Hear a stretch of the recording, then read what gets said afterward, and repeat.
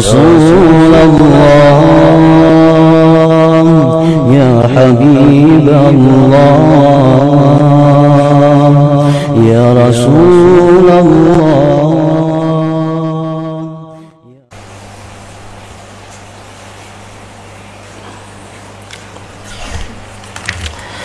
Hadis ke-17, bagaimana cara mengenali kebaikan dan dosa. An Wabisah bin Ma'badin radhiyallahu anhu annahu ata Rasulullah sallallahu alaihi wasallam faqala lahu ji'ta tas'alu 'anil birri wal itsm qala qultu na'am qala istabti qalbak al-birru matma'annat ilaihi an-nafs wa atma'anna ilaihi al-qalbu wal itsmu ma haka bin nafsi wa taraddada bis sadri wa in abtaka an-nas wa aftauka. Di riwayat wa in abtaka al-muftun. Hadis hasan rawahu Ahmad wa Darimi wa ghairuhum. Wa fi sahih Muslim min riwayatin Nuwas bin Sam'an radhiyallahu ta'ala anhu anin Nabi sallallahu alaihi wasallam qala al-birru husnul khuluq wal ismu ma haka bi nafsik wa karihta ayyatali alaihi nas. Artinya daripada Wabisah bin Ma'bad radhiyallahu ta'ala anhu bahwasanya beliau datang menemui Rasulullah sallallahu alaihi wasallam, lalu Rasulullah SAW berkata kepadanya, Wabisah, bukankah engkau datang mau bertanya tentang kebaikan dan dosa? Nah, Nabi kita sudah tahu yang bakal ditakunakannya. Ikam datang ke sini hendak bertakun kebaikan lawan dosa kalau ujar Nabi. Wabisah berkata, benar, inggih. Lalu baginda bersabda, maka hendaklah engkau bertanya akan hatimu sendiri. Munikam hendak tahu nang mana dosa, nang mana kebaikan, jar Nabi, takuni hati ikam. Istabti qalbak, minta fatwa kepada hati engkau. Takuni di hati ikam. Engkau misal hendak menggawi apa teh? Misal hendak nukar ini baik kada? Hendak kasih ini kasih itu baik kada? Takuni hati ikam. Bila jadi hati ikam baik berarti baik. Jadi hati ikam jangan berarti kada baik.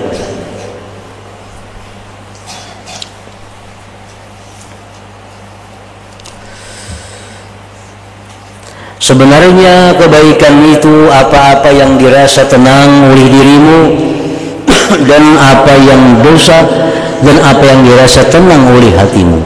Kebaikan itu ya Nabi tenang, mantap. Dan dosa itu apa yang tergetar di dalam dirimu dan ragu di dalam dadamu, dosa.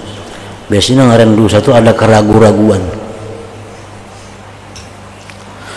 Walaupun orang ramai berfatwa supaya engkau menyalahinya, walaupun mereka berfatwa menyalahinya, dan dalam satu riwayat yang lain sekalipun telah berfatwa kepadamu oleh orang yang berfatwa,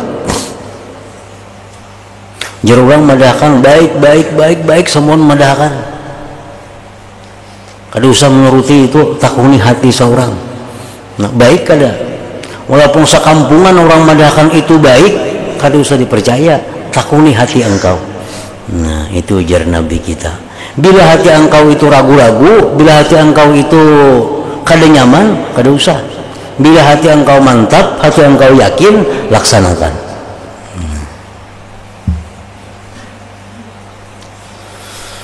Dan di dalam riwayat Imam Muslim daripada Nuwas bin Sam'an radhiyallahu anhu daripada Nabi sallallahu alaihi wasallam, baginda bersabda, kebaikan itu adalah akhlak yang baik dan dosa itu ialah apa-apa yang ragu di dalam dirimu dan engkau benci bahwa melihat ke atasnya oleh manusia. Jadi di sini ada 4 macam. Yang pertama, kalau engkau hendak mengetahui itu baik atau kada baik, yang akan kita kerjakan, tanyakan kepada hati. Satu itu, tanyakan kepada hati engkau. Bila hati engkau itu tenang, berarti itu baik. Bila hati engkau rasa ragu-ragu, berarti itu kada baik. Nah, itu dua sudah. Bila tenang, baik. Bila hati kita ragu-ragu, kada baik. Nah, cuma ini jangan dilakukan oleh semua orang.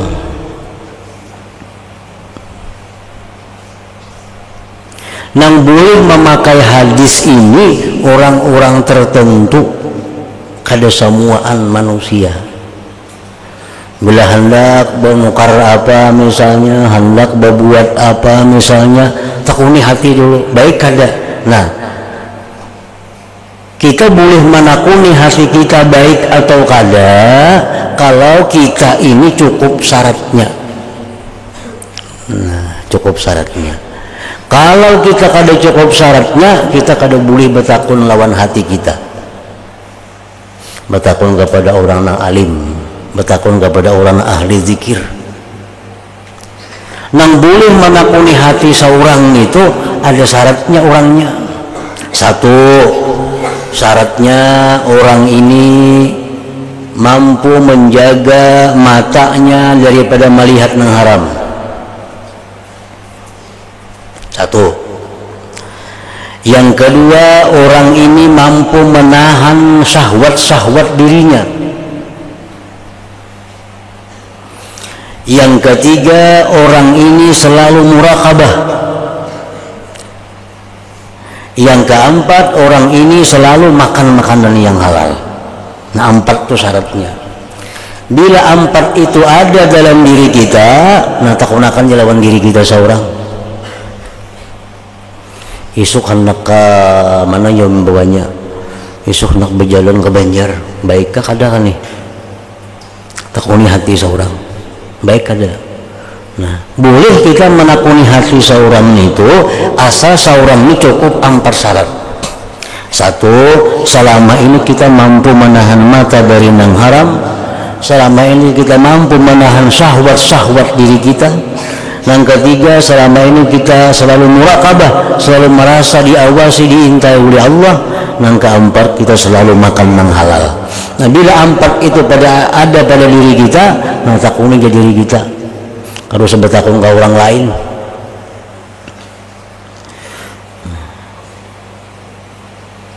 Nah, amun selama ini kita masih kada kawa menjaga mata dari yang haram. Nah, kita selama ini masih selalu meluruskan syahwat-syahwat kita. Selama ini selalu lupa kepada Allah. Selama ini kita makan yang halal, yang subhat, yang macam-macam. Nah, kada kawa ditakuni diri kita. Luput jawabannya.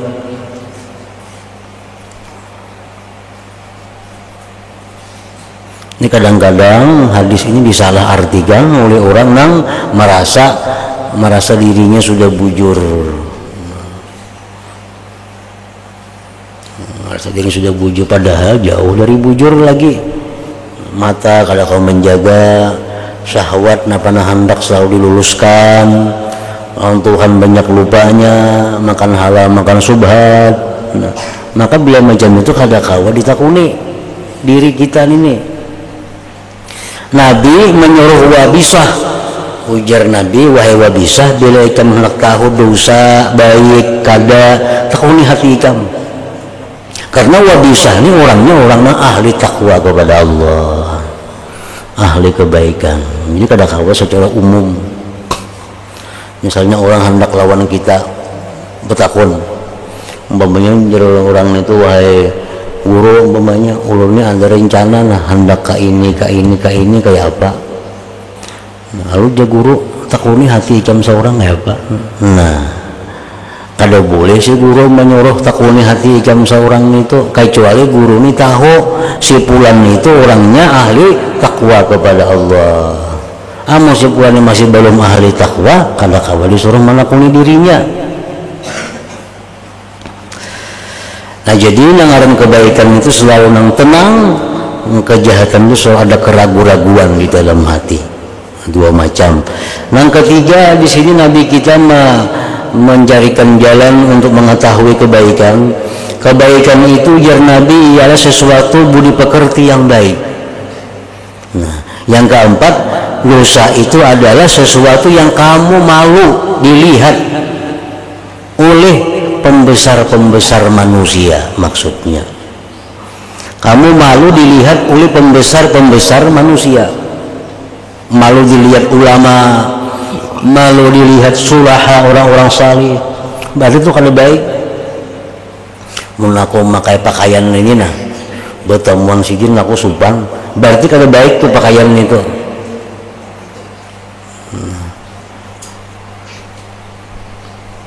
Mun aku duduk di sini ketahuan sidin aku supan, nah berarti kada baik duduk di situ. Kadang alih kada, nah amun ini kada perlu kayak di atas saja syarat-syaratnya. Jadi di sini Nabi kita menjelaskan bahwa nangaran kebaikan itu adalah budi pekerti yang baik, nangaran kejahatan itu sesuatu yang kamu malu dilihat oleh pembesar-pembesar manusia. Aku berselawar handap atau berselawar ini umpamanya kelihatan guru supan aku, berarti kada baik tuh selawar handap itu. Nah kadang alih kada, aku memakai baju ini nah kelihatan sidin bah aku supan benar, berarti kada baik itu. Bila kita supan ketahuan orang-orang baik, berarti itu kada baik. Baik itu pekerjaan, baik itu apa.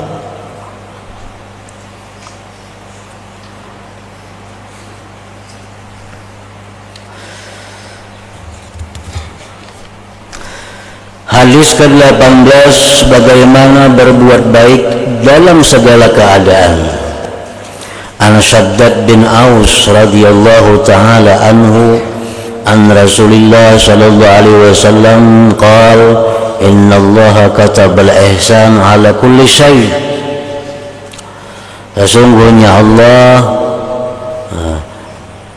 innallaha katabal ihsan ala kulli syai' fa idza qataltum fa ahsinul qitlah wa idza zabahtum fa ahsinuz zibha wala yuhidda ahadukum syafratah wala yurih zabihatah.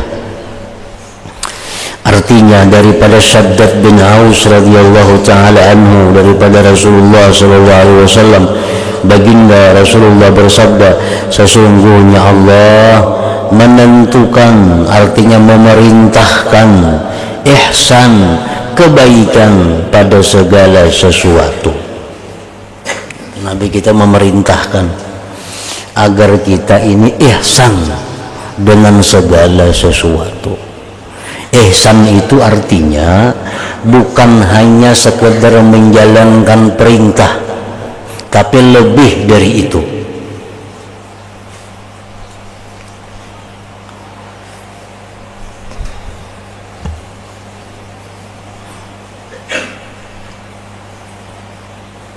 Umpamanya sembahyang, nah kita sembahyang berselawar katuk,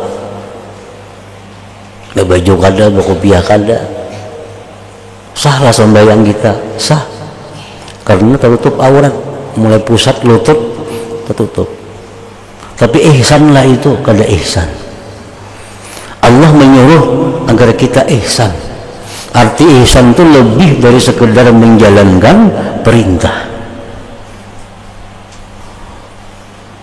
Biar kuitan misalnya lawan anak-anak ulahkan aku untuk ulahkan aku gagudoh, ulahkan gagudoh wadai. Nah anak mbak ambil pisang sanga sir sanga unjuk lah gagudoh lo ngarannya. Cuma mbak apa-apakan pisang di sanga wara. Sekali menjalankan perintah ulahkan gagudoh, mbak ambil pisang sanga unjuk. Nah itu kada ihsan. Kalau ihsan itu kayak apa? Supaya gaguduh ini nyaman dilihat, nyaman dirasa. Nah kelihatannya supaya nyaman, dirasai nyaman. Nah diserahkan kepada orang tua yang menyuruh. Nah itu ihsan ngarannya.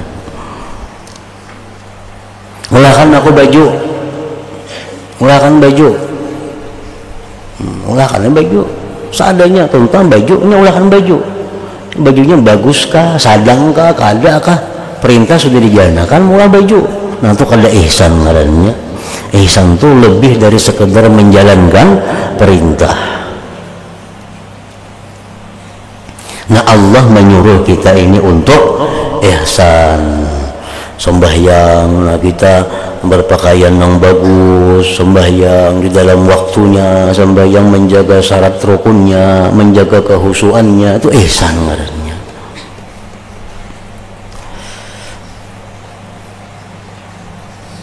Ada orang minta sedekah, kita disuruh memberi. Kalau orang ada minta-minta sedekah, kita disuruh memberi. Nah, dia di dapur ada makanan atau ada nasi nang unjuk, nasinya nang baik kanang kadakah, nasinya nang bersih kanang kadakah, beres nang bakulat kanang kadakah, beri, sudah memberi ngarannya.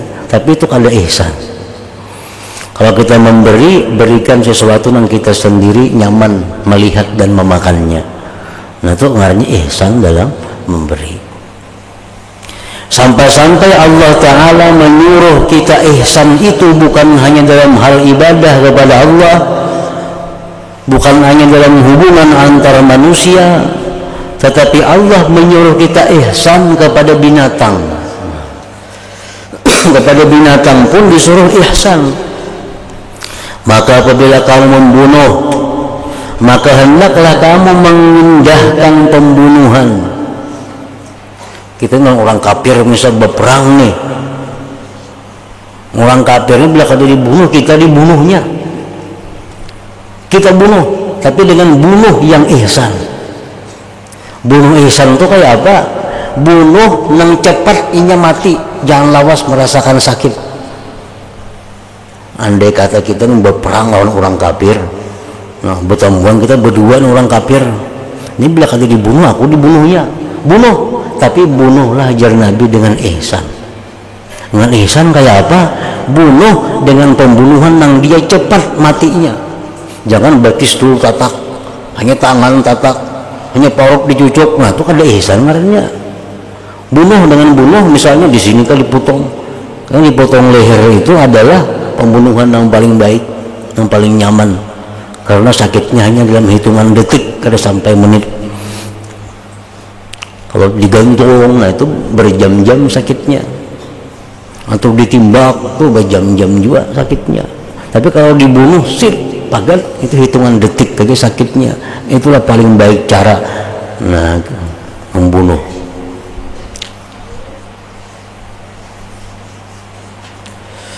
Dan apabila kamu menyembelih, maka hendaklah kamu mengilukkan sembelihanmu.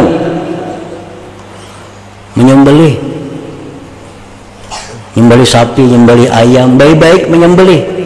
Dan hendaklah seseorang kamu menajamkan mata pisaunya supaya jangan selalu sakit inya. Maka dengan itu hendaklah ia merihatkan sembelihannya.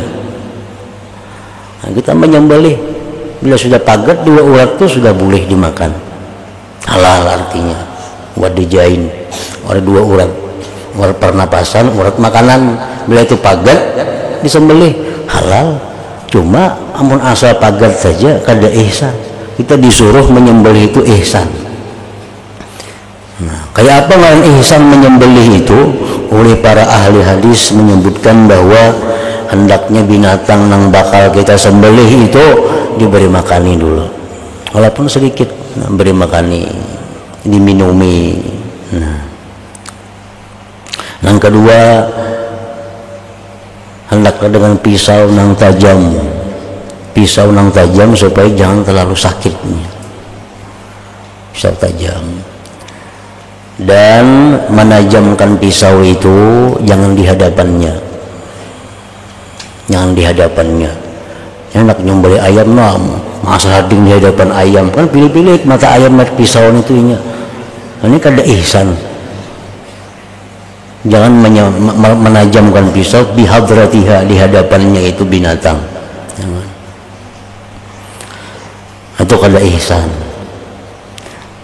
Dan lagi ihsan dalam menyembelih itu jangan menyembelih di hadapan binatang lainnya, apalagi ibu atau anaknya. Misal kita berkorban, korbannya ada 2-3 sapi. Nah, waktu menyembelih itu hendaknya jangan melihat yang satu dengan yang lainnya. Nah, kalau melihat itu berarti kita melanggar ihsan. Melanggar ihsan. Misal ada sapi 3, ambil seekor, kembali. Nomor 2 kasihan pilih ini aku sembelih ulang jadinya. Insya Allah. Nah, jadi jangan di hadapan inya menyembelih itu. Aw alla yazbaha fi hadrati ghairiha la siyama ummuha aw bintuha. Jangan menyembelih di hadapannya, di hadapan binatang yang lain, lebih-lebih ibu atau anaknya. Nah, jadi Allah Ta'ala menyuruh kita ini ihsan, bukan hanya urusan dengan Allah seperti ibadah, berurusan dengan manusia, bahkan dengan hewan. Kita disuruh ihsan, disuruh berbuat kebaikan melebihi dari apa yang diperintahkan oleh Allah Subhanahu wa Ta'ala. Nah, ingat situ hadis ke-19.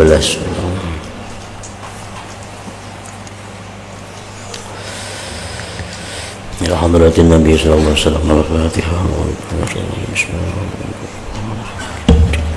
Iyyaka na'budu wa iyyaka nasta'in. Ihdinas siratal mustaqim.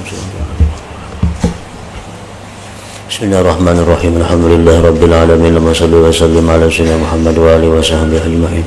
Allahumma ighfir lana ma akhta'na wa ma ta'ammadna wa ma asrarna wa ma a'lanna wa ma asrafna wa ma anta a'lam bihi minna antal muqaddim wa antal muakhir la ilaha illa anta. Allahumma anfa'na bima 'allamtana wa 'allimna ma yanfa'una wa zidna fahman wa ilman wa amal wa huda wa tawfiqa bi rahmatika ya arhamar rahimin. Sallallahu alaihi wasallam Muhammad wa alihi wasallam. Alhamdulillah rabbil alamin.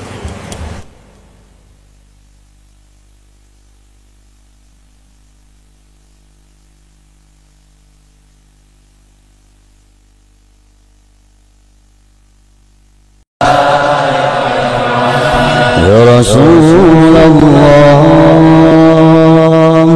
يا حبيب الله